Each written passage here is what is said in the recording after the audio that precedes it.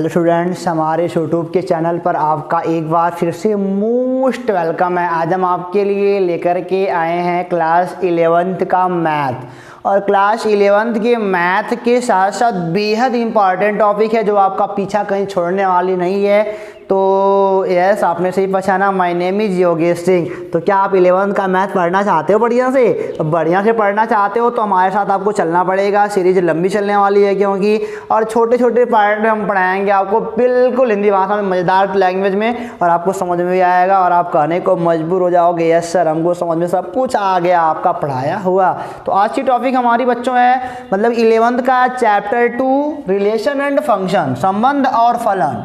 क्या है? Relation and function. अच्छा, एक बात और सुनो जरा, कुछ बच्चों के मन में सवाल होगा कि सर चैप्टर फर्स्ट आपने छोड़ दिया, मतलब कि चैप्टर फर्स्ट हमारा क्या था? चैप्टर फर्स्ट हमारा था सेट था, छोड़ दिया आपने, इसको चले आए। तो इसको पढ़ाने का दो वजह है कि यहाँ पे सेट का हम बहुत ज़्यादा यूज़ तो करेंगे लेकिन नॉर्मली आपको सब हम पढ़ा देंगे, परेशान ना हो। हमको 12 वाला भी पढ़ाना है, 12 में भी रिलेशन फंक्शन है, इनवर्स ट्रिग्नोमेट्री है। तो अगर ये सब आप पढ़े रहोगे ना तभी 12 में आएगा। तो 12 वालों के लिए फ़ायदा हो जाएगा, आपके लिए भी हो जाएगा। तो सेट वाला भी वीडियो जल्दी पड़ जाएगा, परेशान ना हो। लेकिन आपको समझ में 100% आने वाला है। बस थोड़ा मोड़ा आप जान लो सेट क्या होता है, ठीक है ना? थोड़ा मोड़ा क्या जान लो सेट क्या होता है, थोड़ा मोड़ा, ज़्यादा नहीं। सेट क्या होता है मैं आपको बता दूं कि जो सेट होता है ना, सेट वह वस्तुओं का संग्रह होता है। क्या होता है? वस्तुओं, अवयवों, अक्षरों, अंकों का अवयव मतलब कि मतलब संग्रह होता है। इसको देखो, मान लो हम बोले मतलब कि प्रथम 5 सम संख्याओं का समुच्चय, तो हो जाएगा 2, 4, 6, 8 और क्या हो गया? 10 हो गया। तो दो, अब काम देखो, ये अवयव हो गए इस समुच्चय के। क्या हो गए? 2, 4, 6 और सॉरी 8 होगा, 8 और 10 क्या हो गए? अवयव हो गए। अब जानते हो समुच्चय की एक खास बात होती है कि उसके जो अवयव होते हैं ना हमेशा मझले कोष्ठक में रहते हैं। समुच्चय के जो अवयव होते हैं उनका एक घर होता है, वो हमेशा मझले कोष्ठक में रहते हैं। और अवयवों को अलग अलग करने के लिए कामा का ही प्रयोग करेंगे और अपने मन से नहीं। यहाँ पे केवल कामा का यूज होगा, केवल कामा का यूज होगा। अब इस घर का भी एक नाम देते हैं, तो घर का नाम कैपिटल ए, कोई भी अक्षर आप दे सकते हो, कोई भी अक्षर आप दे सकते हो, वह कैपिटल लेटर में होना चाहिए, ठीक है ना? देखा? तो प्रथम 5 संख्याओं, प्रथम 5 सम संख्याओं का समुच्चय बन नहीं गया? 2, 4, 6, 8, 10 समुच्चय के ए अवयव होते हैं। 2, 4, 6, 8, 10 अवयवों को अलग करने के लिए हमेशा कामा का प्रयोग करते हैं। अवयवों को हमेशा मझले कोष्ठक में रखना जरूरी होता है, कोई कोष्ठक नहीं, केवल मझला। और जरूरी है, कोष्ठक होना जरूरी है, मझला वाला केवल। और इसको रिप्रेजेंट करते हैं अंग्रेजी के कैपिटल लेटर से, ठीक है ना? भी हो गया ना? अब देखो, ऐसे समुच्चय जिनमें केवल एक अवयव होता है, जिनमें केवल एक अवयव होता है, ठीक है ना, उसे बोलते हैं एकल समुच्चय। क्या बोलते हैं? एकल समुच्चय। जैसे मान लो कोई बोलता है कि प्रथम सम प्राकृतिक संख्या, प्रथम सम प्राकृतिक संख्या तो केवल 2 होता है, ठीक है ना? सिंगल टोन बोलते हैं, एकल समुच्चय होता है। और ऐसे अवयव जिसमें ऐसे समुच्चय जिसमें एक भी अवयव ना हो, इसे बोलते हैं रिक्त समुच्चय। क्या बोलते हैं बच्चों? रिक्त समुच्चय बोलते हैं। क्या बोलते हैं? रिक्त समुच्चय। और रिक्त समुच्चय को चाहे ऐसे दिखाओ, चाहे बोलो a बराबर 5, तब भी लोग जा जाएंगे। इसे क्या बोलते हैं? इसे बोलते हैं 5 बोलते हैं, ठीक है ना? नॉर्मली ये 2-3 बातें हैं और आगे जो भी मिलेंगी आपको हम जरूर बताएंगे। तो बेहद आप प्रसन्न मन से पढ़ो, कोई दिक्कत है नहीं, ठीक है ना? बिल्कुल दिक्कत को मारो गोली यार, तुम तो पढ़ने वाले बढ़िया पढ़ाकू बच्चे हो, तो मन लगा के पढ़ो। लेकिन मन लगा के पढ़ने से पहले मैं आपको पहले अपना नोट्स दे रहा हूँ, उस नोट्स को पहले अपनी कॉपी पे नोट कर लो। फेयर कॉपी पे, किसी भी स्कूल के हो, किसी भी कॉलेज के हो, संसार के किसी भी विद्यालय में पढ़ रहे हो, अगर हिंदी समझ में आती है तो हमारा नोट्स आपके लिए बेहतर साबित होगा, ठीक है ना? इस नोट्स को फटाक से लिखो पहले।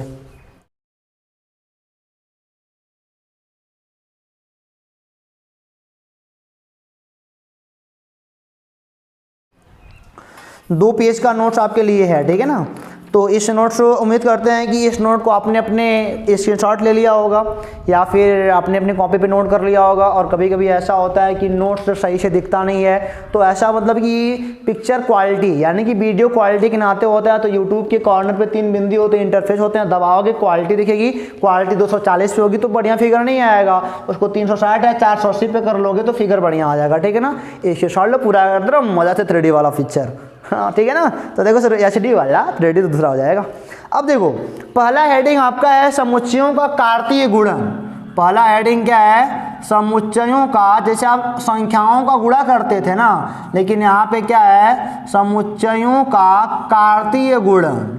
और आपने अपनी परिभाषा में लिखा होगा, कॉपी में लिखा होगा या स्क्रीनशॉट लिया होगा तो देखा होगा, समुच्चयों का कार्तीय गुणन क्या होता है, दो अरिक्त समुच्चयों, समझना मेरी बात को, मैं सब कुछ आपको मेंटेन प्रैक्टिकल करा के पढ़ाऊंगा।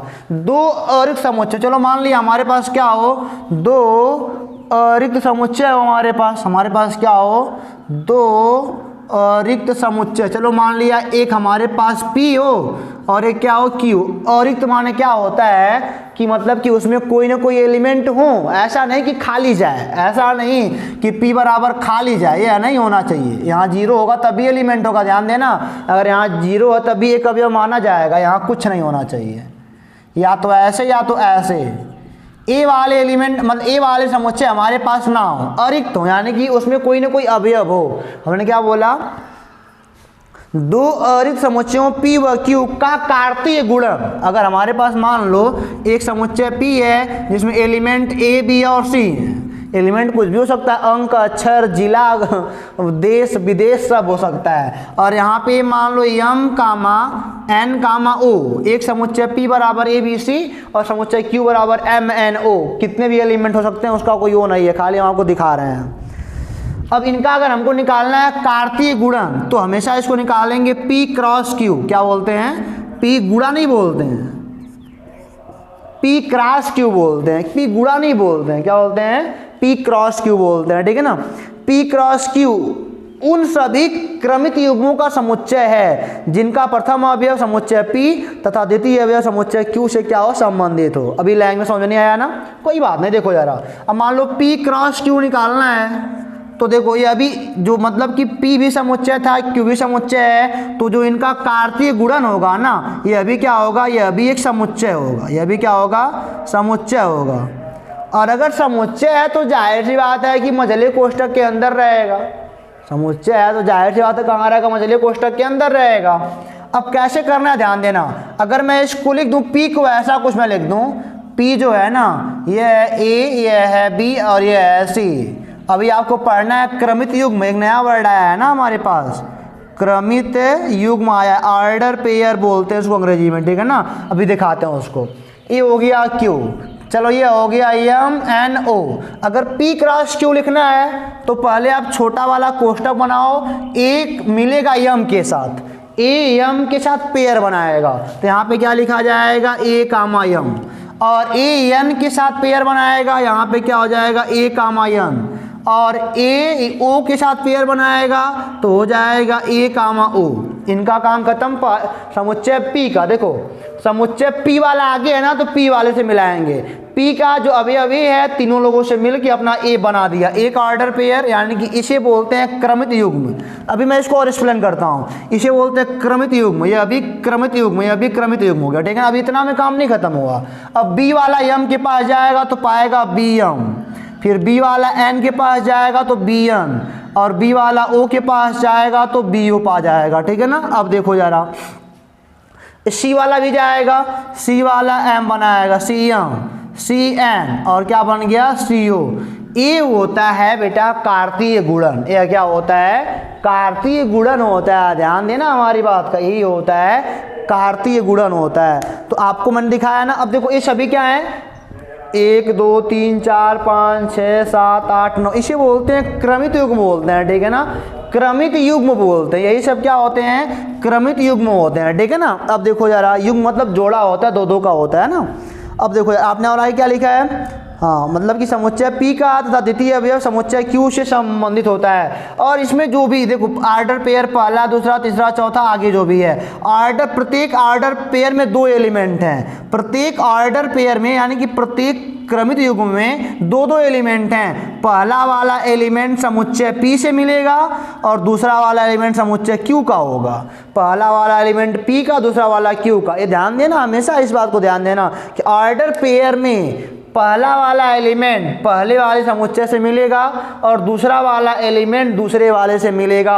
एक बात और ध्यान दो, कभी भी A, M को M, A लिखने का प्रयास मत करना, बात गलत हो जाएगी। ऑर्डर पेयर में क्रम निश्चित हो जाता है, हम क्रम को बदल नहीं सकते हैं। ऑर्डर पेयर में क्रम निश्चित होता है, अगर P वाला आगे है Q वाला बाद में है तो P वाले का एलिमेंट आगे होगा, Q वाले का बाद में ही होगा। ये नहीं कि हम ए कर दो, ये कभी बराबर नहीं होते, ये ऑर्डर पेयर कभी बराबर नहीं हो सकता। तो क्रमित युग्म बेटा उनका ये ना कहना कि अंकों को इंटरचेंज कर देंगे तो वही रहेगा, बदल जाएगा, सिस्टम पूरा क्या हो जाएगा, बदल जाएगा। ध्यान देना। तो आपने देखा ना, ये होता है इसका कार्तीय गुणन, वह भी एक समुच्चय होता है। और इस कार्तीय गुणन के ये सब जो मतलब कि क्रमित युग्म है ना, ये सब अवयव है। तो कितने अवयव हो गए, 1 2 3 4 5 6 7 8 9, जो प्रत्येक ऑर्डर पेयर एक अवयव है। यानी कि इस P क्रॉस Q में कितने अवयव हैं, 9 अवयव हैं, कह सकते हो। चलो मान लो कोई कहता है सर Q क्रॉस P बताओ, Q क्रॉस P, तो अब Q वाला आगे आ गया ना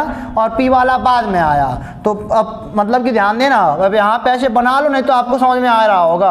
अब यहाँ पे लिख लो Q और यहाँ पे क्या लिख लो, P लिख लो। ये हो जाएगा M N O और ये क्या हो जाएगा, A B और C हो जाएगा, ठीक है ना। अब देखो यहाँ पे ये वाला इनसे मिलेगा, MA बनाएगा, MB बनाएगा, MC बनाएगा, फिर NA बनाएगा, NB बनाएगा, NC बनाएगा, फिर OA बनाएगा, फिर OB बनाएगा, फिर OC बनाएगा।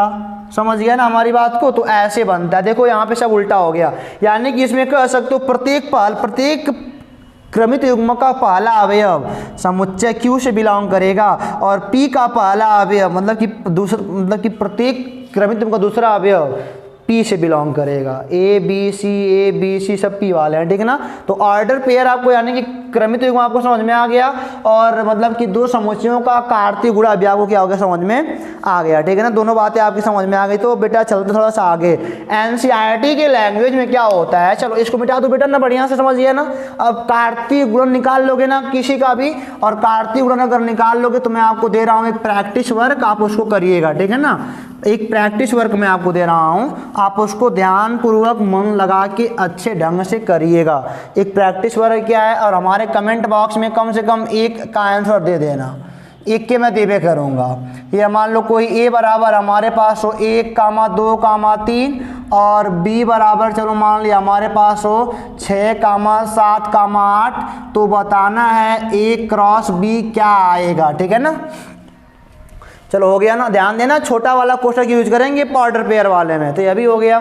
अब चलो मैं आपको एक एग्जांपल और दिखाता हूँ बढ़िया सा। चलो मान लो हमारे पास एक समुच्चय है, A बराबर हो 4, 5, 6 और चलो मान लो B बराबर क्या हो 7, 8, 9, ठीक है ना।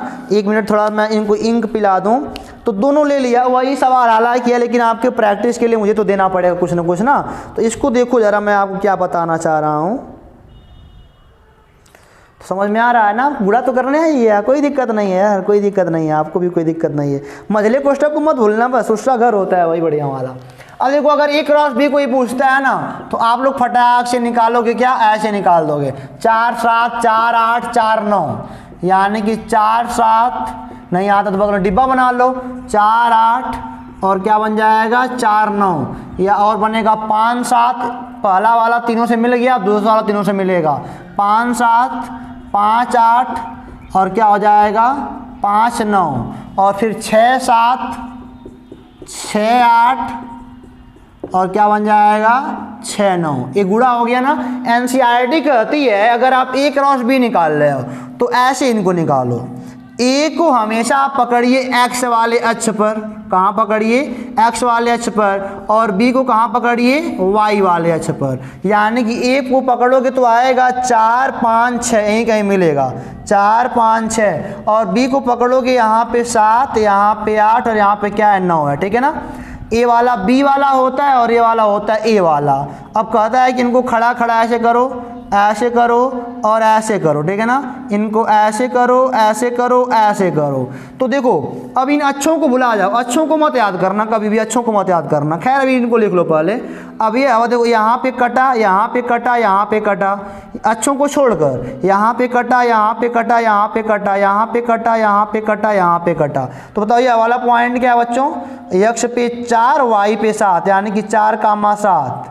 ये वाला कितना है 4, 8, यह कितना है 4,9, यह कितना है 5,7 और यह कितना है 5,8 और यह कितना है 5,9, यह कितना है यह वाला 6,7 6,8 और यहाँ पे क्या है 6,9। अब इनको लाइन से लिख लो 4 7 4 8 4 9 5 7 5 8 5 9 6 7 6 8 6 9। अब इनको मिटा दो ऐसे, इन अच्छों को नहीं लेते हैं, ध्यान देना, अच्छों को नहीं। इसे इसीलिए कार्तीय कहा जाता है क्योंकि अच्छों पर हम लोग काम करते हैं ना। कार्टेशियन अंग्रेजी में बोलते हैं, कार्टेशियन प्रोडक्ट बोलते हैं। क्या बोलते हैं बच्चों? कार्टेशियन प्रोडक्ट बोलते हैं, ठीक है ना। तो उम्मीद करते हैं कि आपको समझ में आ गया होगा। अब इससे कठिन कुछ है नहीं तो मैं क्या करूं, तो आपको समझ में आ गया ना, अच्छी बात है यार। अभी कर लोगे ना, कोई दिक्कत तो नहीं है ना, कोई दिक्कत नहीं, बस अब मस्ती से पढ़ो, चलो कुछ होने वाला, मतलब कि कुछ कठिन यहाँ पे 11वीं में है ही नहीं, सब कुछ मैथ बिल्कुल आसान। 11वीं का कोई भी सब्जेक्ट बहुत आसान होता है, बस आपको थोड़ा सा मन लगा के पढ़ने की आवश्यकता होती है। और इस समय आप केयरफुल होकर पढ़िए, क्योंकि अगर यहाँ पे नहीं पढ़ेंगे तो 12वीं में आपको समझ में नहीं आएगा। क्योंकि यह जो टॉपिक है ना, यह 12वीं की प्रत्येक चैप्टर में छाया हुआ है, ऐसे कह सकते हो लगभग। ठीक है ना, इतनी बातें आप समझ गए ना। अब देखो नोट्स आपने लिखा होगा हमारे, मतलब कि नोट्स से आपने नोट लिखा होगा। नोट्स में आपने पहली बात लिखी है, और देखो यार आपने अभी देखा ना, अगर एक अवयव है तो मतलब कि एकल समुच्चय कहलाता है, अगर एक को अवयव नहीं है तो रिक्त कहलाता है। और मान लो कोई समुच्चय ऐसा हो यार जिसमें अनंत अवयव हो, अनंत अवयव सब, मतलब कि बोला प्रत्येक अनंत संख्या जो होती संसार में, तो 2 प्रत्येक सम संख्या 2 4 6 8 पता नहीं कहाँ तक जाएगा, इसे बोलते हैं अनंत समुच्चय। क्या बोलते हैं? अनंत समुच्चय बोलते हैं। अब काम खत्म हो जाएगा हमारा। देखो पहला नोट क्या है, नोट क्या बोल रहा है पहला वाला, यदि समुच्चय P और Q में से कोई भी रिक्त समुच्चय हुआ, सपोज करो P बराबर चलो मान लो 4,5,6 और Q बराबर चलो मान लो रिक्त हो गया, ठीक है ना। P और Q में से कोई, आइदर P आइदर Q, मतलब ये कोई भी अगर रिक्त हो गया ना, तो अगर मैं बोलूँ P क्रॉस Q भैया क्या आएगा, तो यह भी क्या आएगा, रिक्त ही आएगा। क्यों? क्योंकि देखो जरा, अगर यहाँ P है तो 4,5,6 और यहाँ पे Q है, तो यहाँ पे बेटा किससे मिलाओगे, कोई मिलाने वाला तो है ही नहीं इनके पास, पेयर बनेगा ही नहीं, अर्थात अभी क्या आ जाएगा, रिक्त समुच्चय आएगा। ध्यान देना, अगर P और Q में से कोई भी रिक्त हुआ ना, कोई भी, तो उनका कार्टेशियन प्रोडक्ट, उनका कार्तीय गुणन भी कितना होएगा, रिक्त समुच्चय आएगा। और देखो दूसरी बात क्या लिखा है आपने, अगर P और Q में से कोई मान लो अनंत समुच्चय हो गया, सपोज करो P बराबर, दोनों अरिक्त हैं लेकिन एक अनंत मान लो कोई हो गया, चलो मान लो P बराबर हो 4,5,6 और चलो मान लो Q बराबर क्या हो 2 4 6 8 10 12 अनंत तक। तो देखो जरा, अब अगर बोलता है कोई P क्रॉस Q निकालो, क्या आएगा, तो 4 2 4 4 4 6 4 8 4 10 4 12 अनंत तक मिला पाओगे नहीं ना, तो यह भी क्या हो जाएगा, यह भी आएगा अनंत समुच्चय। अगर P और Q में से कोई भी बेटा अनंत समुच्चय हुआ ना, तो उनका कार्टेशियन प्रोडक्ट भी क्या आएगा, इनफाइनाइट सेट ही आएगा। तो यहाँ तक आपको कोई प्रॉब्लम नहीं हुई ना। अब देखो आगे तीसरा वाला नोट क्या है बेटा, अब इसको देखते हैं। तीसरा लिखा है दो क्रमित युग्म समान होते हैं यदि और केवल यदि उनके संगत प्रथम व द्वितीय घटक समान हो। तीसरा मैं लिखता हूँ यहाँ पे, चलो मान लिया अगर लिखा है x, y बराबर 6,8।